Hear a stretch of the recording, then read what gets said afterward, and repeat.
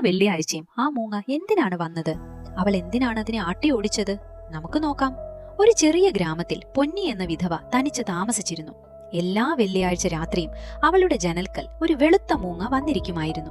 അത് കാണുമ്പോഴൊക്കെ അവൾ ഭയത്തോടെ അതിനെ ഓടിക്കുമായിരുന്നു. കാരണം വെളുത്ത മൂങ്ങ വരുന്നത് വലിയൊരു ആപത്തിന്റെ സൂചനയാണ് എന്ന് അയൽവാസികൾ അവളെ പേടിപ്പിച്ചിരുന്നു. എങ്കിലും ആ മൂങ്ങ വീണ്ടും വീണ്ടും വന്നുകൊണ്ടിരുന്നു.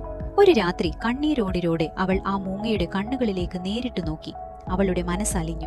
അവൾ കൈകൾ കൂപ്പി കണ്ണുകൾ അടച്ച് പ്രാർത്ഥിച്ചു. അമ്മേ ലക്ഷ്മി ദേവി, നീ അയച്ചതാണെങ്കിൽ നിന്റെ സന്ദേശം ഞാൻ കേൾക്കാം.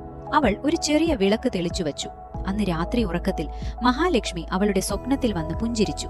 അടുത്ത ദിവസം രാവിലെ എഴുന്നേറ്റപ്പോൾ അവളുടെ വീട്ടിൽ നിന്ന് ഒരു പഴയ ആധാരം ലഭിച്ചു. അവളുടെ ഭർത്താവ് അവൾക്കായി കരുതി വെച്ച ഒരു ഭൂമിയുടെ രേഖയായിരുന്നു അത്. ആ രേഖ അവളുടെ ജീവിതത്തെ തന്നെ മാറ്റിമറിച്ചു. ആവശ്യമായ സന്ദേശം പൊന്നിക്ക് കിട്ടിയതോടെ പിന്നീട് ആ മൂങ്ങ ഒരിക്കലും തിരിച്ചു വന്നില്ല.